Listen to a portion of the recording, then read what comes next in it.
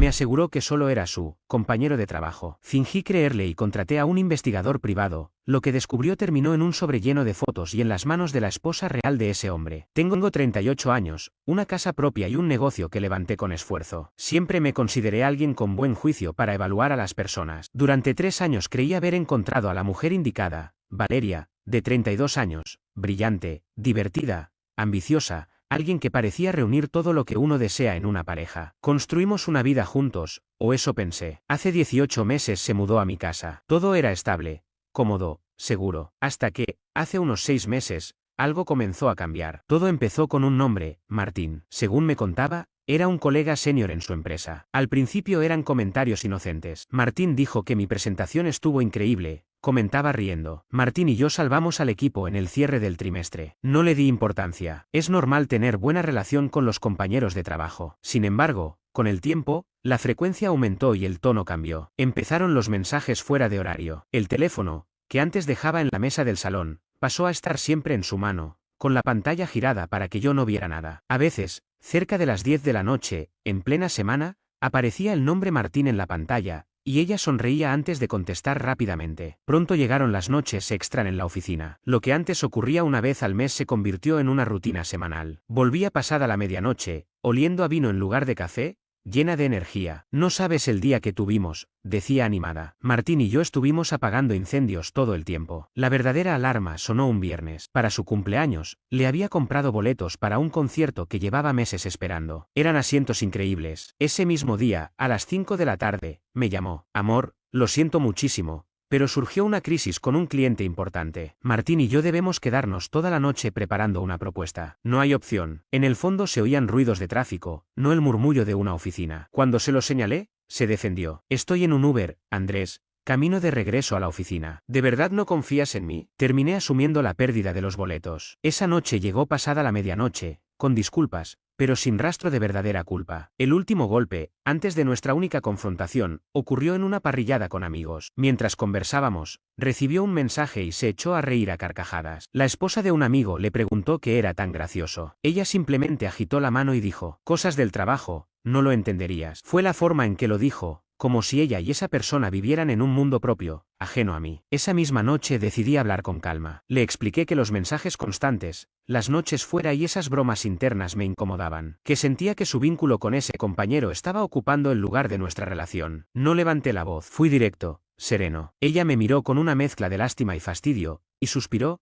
como si hablara con alguien incapaz de comprender. Andrés, estás exagerando. Él solo es mi esposo del trabajo. Todas las mujeres tienen uno. No significa nada serio, simplemente alguien cercano en la oficina. Nos ayuda a sobrellevar el día. Me quedé helado. ¿Esposo del trabajo? Repetí, saboreando lo mucho que odiaba esa expresión. Yo soy tu pareja, con quien construyes una vida. No necesitas un esposo allá. Ella rodó los ojos. ¿Ves? A esto me refiero. Eres inseguro. Es solo un apodo tonto. Debes confiar más en mí. En ese instante sentí como algo en mí se apagaba. El dolor seguía allí, pero lo invadió una claridad gélida. Entendí que discutir sería inútil. Ella ya había fijado su versión. Yo era el novio celoso y paranoico. Si insistía, solo reforzaría ese papel y terminaría siendo el villano. Así que cambié de estrategia. Inspiré hondo y le mostré una sonrisa tranquila. ¿Sabes qué? Tienes razón. Estoy dejando que mi cabeza me juegue malas pasadas. Necesito confiar más. Lo siento. Su alivio fue inmediato. Me abrazó y dijo con ternura. Sabía que lo entenderías. No hay nada de qué preocuparse, te lo prometo. Me agradeció por ser comprensivo y se durmió tranquila, convencida de haber calmado mis tontas emociones. Yo, en cambio, permanecí despierto durante horas, no con rabia, sino planificando. Lo que vino después fue simple. Contraté a un investigador privado. Y cuando las fotos llegaron a manos de la verdadera esposa del supuesto esposo del trabajo, Valeria finalmente comprendió lo que era un trabajo real. Concerté una consulta telefónica para esa misma tarde. Tomé la llamada desde mi camioneta, estacionado entre un trabajo y otro. Al otro lado de la línea me atendió una mujer llamada Lucía, la propietaria de la agencia. Su voz transmitía profesionalismo y cero tolerancia a rodeos. Le expliqué la situación con claridad, le hablé del compañero de trabajo especial, de las noches interminables, de las actitudes sospechosas y, sobre todo, de cómo mi novia ignoraba por completo mis inquietudes. Le aclaré que no buscaba conjeturas ni suposiciones, necesitaba hechos, pruebas sólidas que no dejaran lugar a dudas. Quería saber si todo se limitaba a cenas largas o si estábamos hablando de una aventura en toda regla. ¿Y qué piensa hacer con la información?, preguntó ella. Era una pregunta estándar para evaluar la estabilidad del cliente.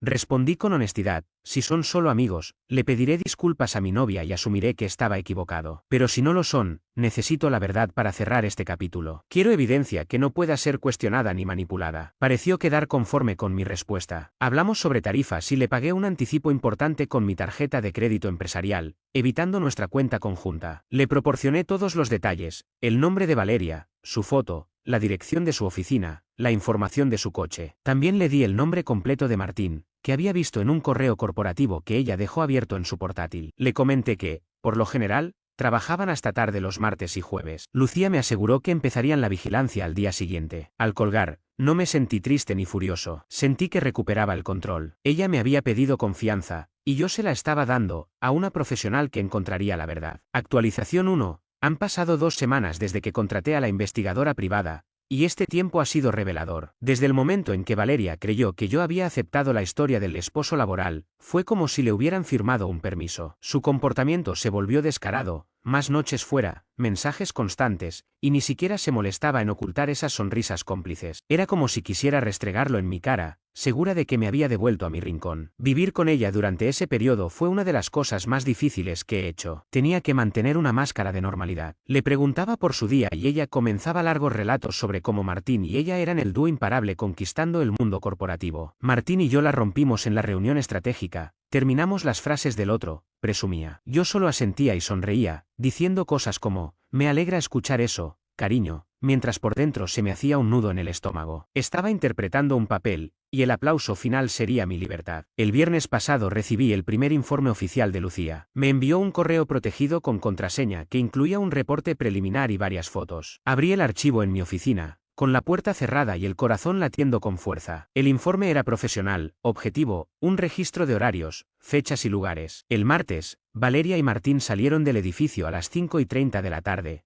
pero no se separaron. Subieron al coche de él y fueron a un restaurante elegante en el centro, nada que pareciera una simple reunión de trabajo. El equipo de la investigadora tenía a alguien dentro. Documentaron que pidieron una botella de vino costosa y se sentaron juntos en un reservado, no frente a frente. Las fotos eran lejanas, algo borrosas, pero claras. Su mano descansaba en su muslo. Él se inclinaba para susurrarle algo al oído, y ella reía con la cabeza echada hacia atrás. Permanecieron allí 3 horas antes de que él la llevara de vuelta a su auto, estacionado en el garaje de la oficina. El jueves fue aún peor. Otra vez salieron juntos, esta vez rumbo a un bar íntimo en otro sector de la ciudad. Las notas indicaban que había mucha cercanía física, y las fotos lo confirmaban. En una imagen se ve a Martín abrazándola por la cintura, ella apoyando la cabeza en su hombro; en otra, tomada a las 10:17 de la noche, se los ve compartiendo un beso largo y apasionado en la entrada antes de subir al coche de él. El informe traía además un dato clave que Lucía había resaltado: Martín llevaba anillo de casado. Ella había revisado registros públicos, estaba casado, vivía en una urbanización a 45 minutos, con esposa y 2 hijos. Así que Valeria no solo me engañaba, también era la otra, ayudando a un hombre a traicionar a su familia. Mis sospechas parecían hasta modestas. Ver las pruebas no me destrozó, al contrario, fortaleció mi determinación. Desaparecieron las dudas, la idea de que quizás estaba exagerando. Tenía la verdad frente a mí, en blanco y negro. Llamé a Lucía. Mi voz sonaba firme: esto es bueno, es un gran comienzo, pero no es suficiente. Ella preguntó: ¿qué más necesita, Andrés? Pensando en voz alta, respondí: ella todavía puede inventar algo, decir que fue un error, un momento de debilidad. Necesito algo que no pueda interpretarse de otra forma. Necesito la prueba definitiva. Hubo una pausa. Ese tipo de evidencia requiere más tiempo y recursos, advirtió. No me importa el costo, contesté. Haz lo que tengas que hacer. Y quiero más información. Todo sobre la esposa, su nombre, dirección, si trabaja, dónde. Necesito el panorama completo. Entendido, dijo simplemente. Esa noche, Valeria llegó tarareando. Me contó que habían trabajado hasta tarde otra vez, que habían logrado un gran avance en un proyecto y que probablemente su jefe les daría un bono. Me miró directo a los ojos, con expresión de inocencia, y lo único que sentí fue lástima. No tenía idea de que su tiempo se estaba agotando. Su mundo entero era como una frágil casa de cartas, y yo estaba a punto de convertirme en el viento que la derribaría por completo. Ella pensaba que me estaba engañando, que tenía el control del juego, sin imaginar que las reglas ya habían cambiado y que yo era quien marcaba cada movimiento. Han pasado 3 semanas desde la última actualización. 3 semanas interpretando el papel del novio confiado y reformado. No voy a mentir, fue agotador. Sin embargo, cada gesto condescendiente de Valeria, cada mentira mal elaborada sobre sus ausencias, no hacía más que avivar mi determinación. Ella se había acostumbrado tanto a su engaño que dejó de esforzarse por disimularlo. Cada martes y jueves surgía una emergencia en la oficina que solo ella y Martín podían resolver. Estoy seguro de que incluso empezó a creerse sus propias historias. Esta mañana llegó el paquete final. Lucía, la investigadora privada, cumplió exactamente con mis indicaciones, nada de correos electrónicos. El informe debía llegar en físico. Y así fue, un sobremanila grueso, pesado, sin remitente, marcado únicamente como personal y confidencial, entregado por un mensajero a la dirección de mi negocio. Llevé el sobre a mi oficina privada, cerré la puerta y lo abrí con calma. Mis manos no temblaron ni un segundo. Dentro encontré un informe detallado y un fajo de fotografías nítidas en tamaño 8x10. La calidad era impecable. El equipo de Lucía había trabajado con una precisión escalofriante. El reporte describía con exactitud el patrón que Valeria y Martín habían establecido. Cada jueves, puntualmente, salían de la oficina alrededor de las 4 de la tarde. Se dirigían a un hotel de gama media, lo bastante respetable para no parecer sórdido, ubicado estratégicamente entre nuestra ciudad y el suburbio donde vivía Martín. Luego, pasé a las fotos. Las primeras mostraban a ambos en la recepción del hotel, él pagando en efectivo,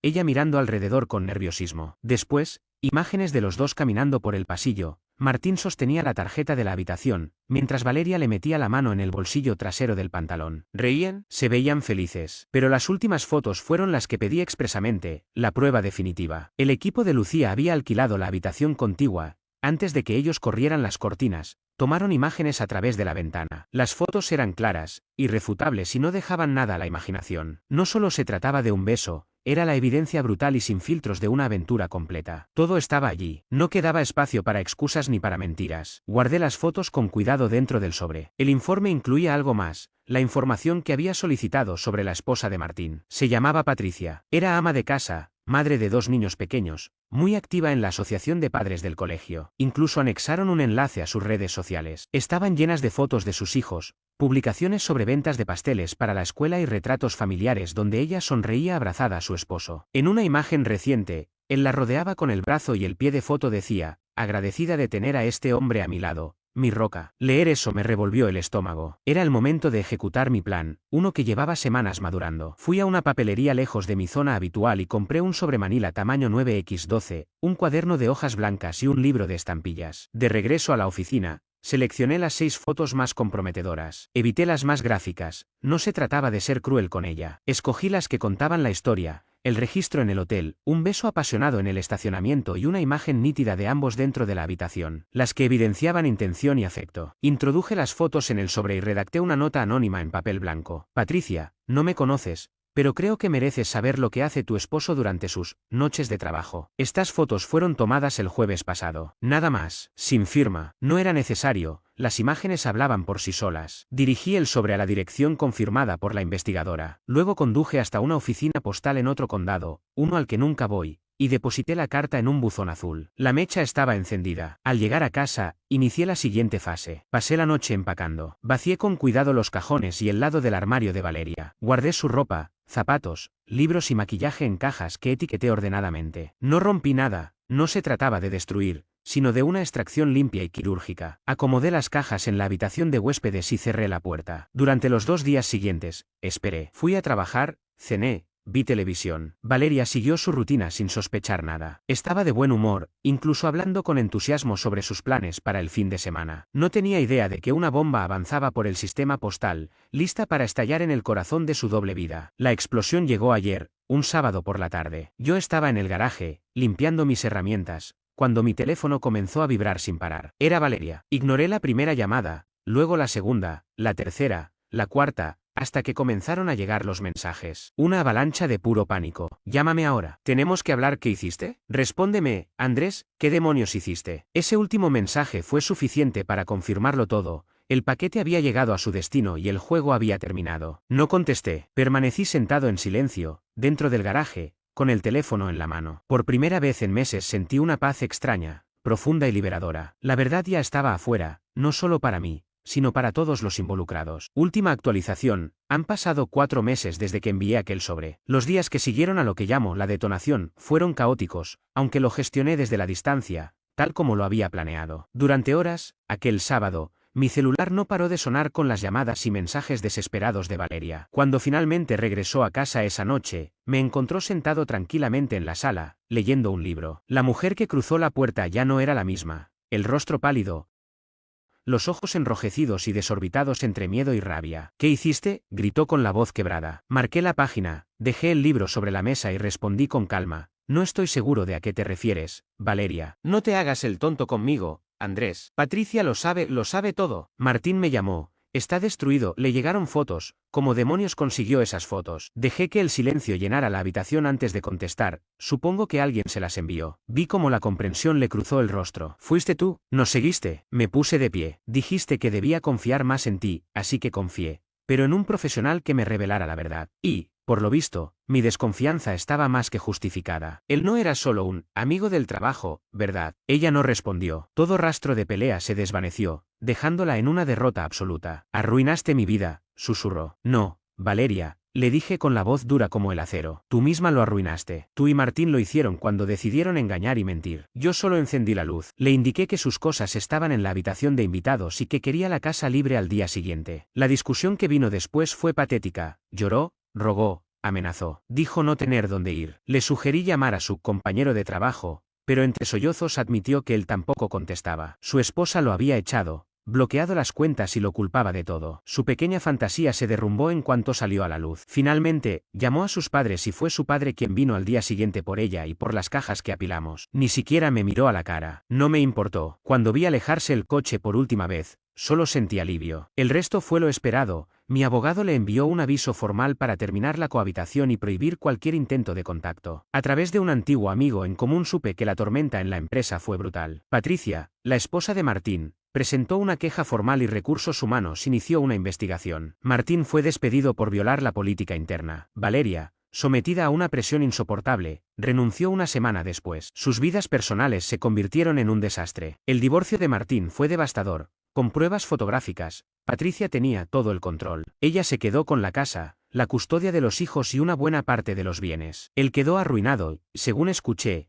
vive en un apartamento diminuto, buscando trabajo en otra ciudad donde nadie conozca su historia. Valeria tampoco salió mejor parada. Sin empleo, sin Martín, que ya no quería saber nada de ella, regresó a vivir con sus padres. Intentó hacerse pasar por víctima, pero fracasó. Compartí mi versión, respaldada con pruebas, a nuestros amigos más cercanos. Su discurso no tuvo espacio para crecer. Perdió su carrera, su amante, su hogar y gran parte de su dignidad. Quedó sola con las consecuencias de sus decisiones. Yo, en cambio, he dedicado estos meses a recuperar mi espacio y mi paz. Cambié las cerraduras, moví muebles y devolví a la casa la sensación de que es solo mía. Está en silencio, y por fin se siente como un hogar. Aquella parte fría y estratégica que me dominó ha desaparecido, pero me dejó una lección. A veces, lo más poderoso que puedes hacer es dejar de hablar y empezar a actuar. Nunca busqué venganza por el simple hecho de hacer daño. Solo quería que la verdad saliera a la luz. Entregué un paquete lleno de hechos a quien merecía conocerlos. El incendio que vino después lo construyeron ellos.